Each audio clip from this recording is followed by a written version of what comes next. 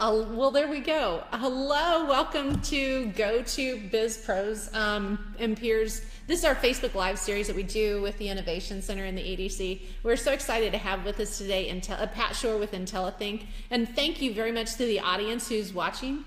We've started this series really to engage business that are starting up and scaling up. Just to introduce the public to what resources are out there in the community. And so we found some terrific people talking about implementation, business planning, legal, accounting, all sorts of things.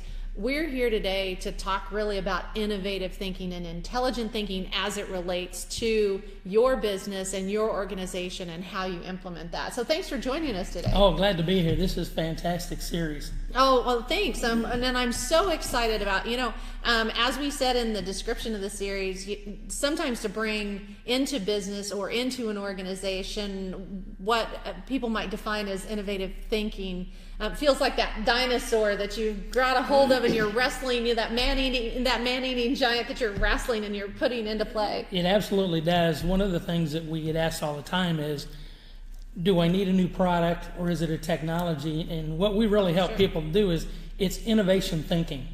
Yeah. How do I think different? How do I look at my business different, my customers, products and services? So it's not all about technology and a new product. Well, and a lot of times people hear the word innovation, and you're right, they think about new product, they think about quote, technology in its purest form, and sometimes people are a little bit intimidated by the word innovation as well. Right. I'll give you an example. One of our customers came to us a while back and said, I would like to grow by 25% in the next year and a half. Oh, yeah. And that was their need. Yep. Right? So you really look and say, can you do it with the traditional products and services, or do you need to come up with new products, new services, a new way to position it, or think innovatively and find new customers? Sure. So really part of that process is getting a company to think innovatively, to do intelligent thinking, is really to give them a better understanding of what they're offering. Right. And really looking creatively of how they can reach their audience. Absolutely. If you look at the innovation engineering labs, they'll tell you that 85% of all innovations are what they call core. Mm-hmm. The process changes. Mm-hmm. I'm doing something different. 15% are what they call leap, or thinking different. And what we do is we don't just come in and look at brainstorming and help them get that 85. We start with that 15% and say, let's start by looking at it totally different, as opposed to, I want to grow by 25%. Oh, sure. So when you take a company through a process, or as you're looking at building the capacity for a company to implement, could you tell us a little bit about the processes that you would facilitate? It's all about their product. It's all about their business. So it really has to start there. You're engaging them to think creatively. You're engaging them to think, as you said, innovatively. Right. So could you tell us a bit about that process? And because I know that not only does IntelliThink focus on that creative thinking dialogue, but you're also helping to build leaders. You're helping to really build a strategic implementation plan too. Because if you don't take it from the think tank here out into the streets, so to speak, you're not growing. And it's fantastic you say that, because we have customers that look at us and say, my need is this. I need to be able to leave my business for 2 weeks and have it operate. Mm-hmm. Well, to do that, you've got to have innovative leaders that can lead. So we help them really, first and foremost, really describe the desired outcome that they want. Mm-hmm. So if I want to grow my business by 25%, am I going to grow it in line with what I do today? Mm-hmm. Am I going to think of new products or services? Mm-hmm. What type of contribution margin do I want? So I really help them define what that target looks like and how it feels. Mm-hmm. So if they can describe what success looks like at the end of this effort, we know that we're going to hit it. Mm-hmm. The second thing we do then is we really start with a simple mind map.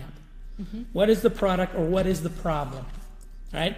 We're working with a nursing home right now, and one of the issues they want is, how do I reduce slip and falls by 50% in the workplace? Mm-hmm. That's a pretty big target. Oh, yeah. So we then employ that Ishikawa diagram process to help us. What are the factors that lead into it? Because now I know all the levers that can be pushed. Sure. Second, I do that mind map. And it's basically problem, what are the needs, what are the benefits, and what is my proof? So I can look and say, I want to reduce slip and falls by 50%. Well, I know I've got housekeeping that is one tier. I know that I have clothing and shoes that's another tier. But what we discovered with the innovation process when that mind map is the number one item that causes a slip and a fall in a long-term nursing care is the dinner bell. Oh. Because when they ring it, Oh. when they ring it 10 minutes early, everybody stops because they want to get to a certain place, a certain table and a certain chair, and they will rush, and when they rush, they fall.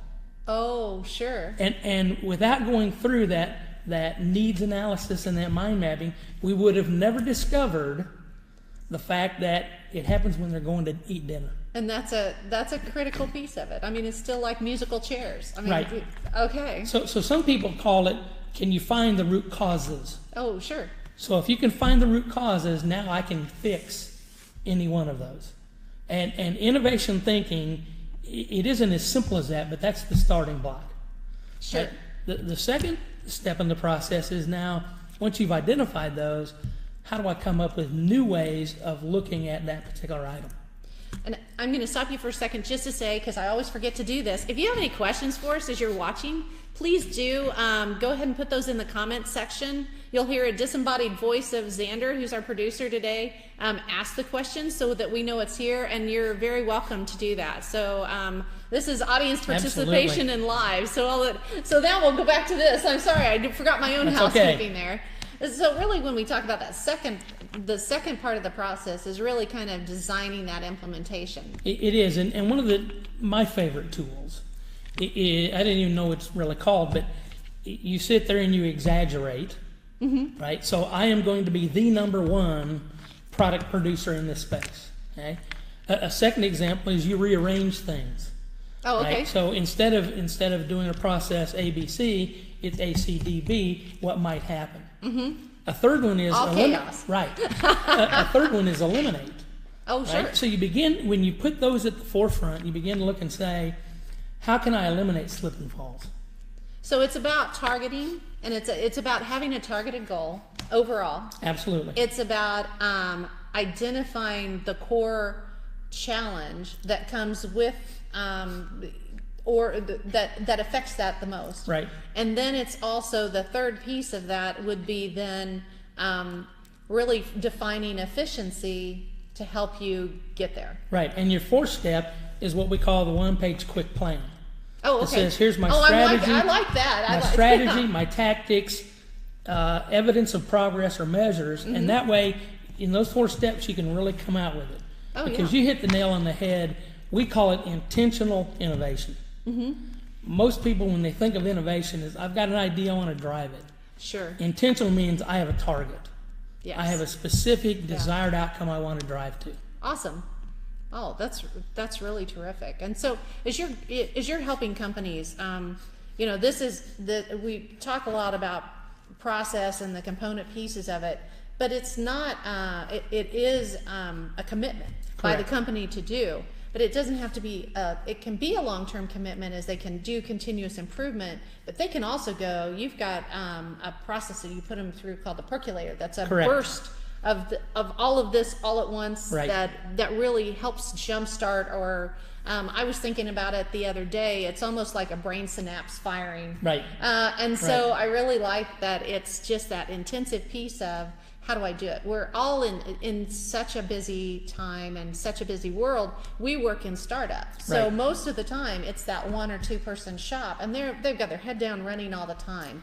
When I bought services and as an owner of IntelliThink, everything we do with our innovation thinking is repeatable and teachable.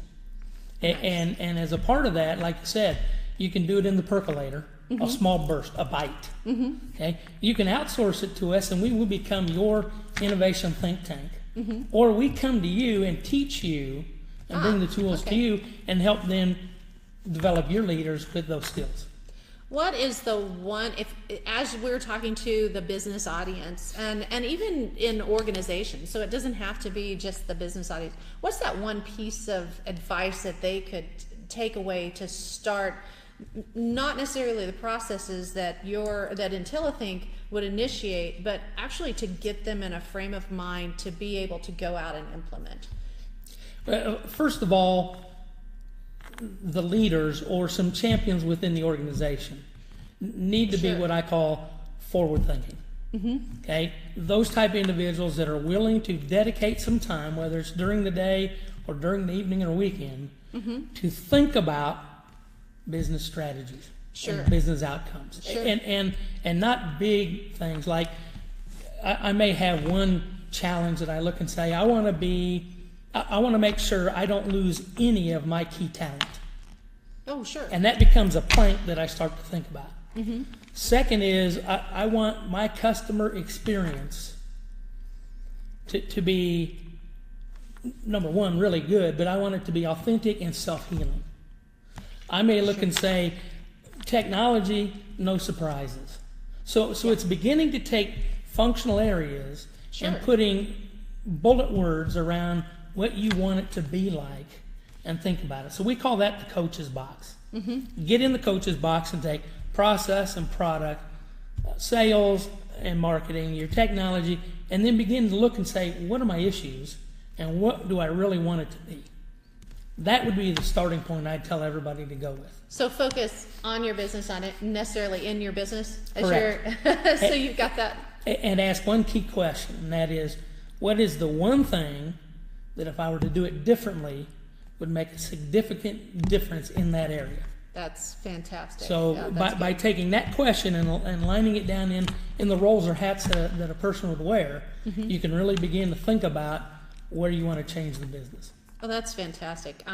Really appreciate it. We are so fortunate to have to have Pat and IntelliThink as part of our InTech growth program with the Independent CDC and at the Ennovation Center here as one of our go-to pros. And so we appreciate the conversation today. And, absolutely.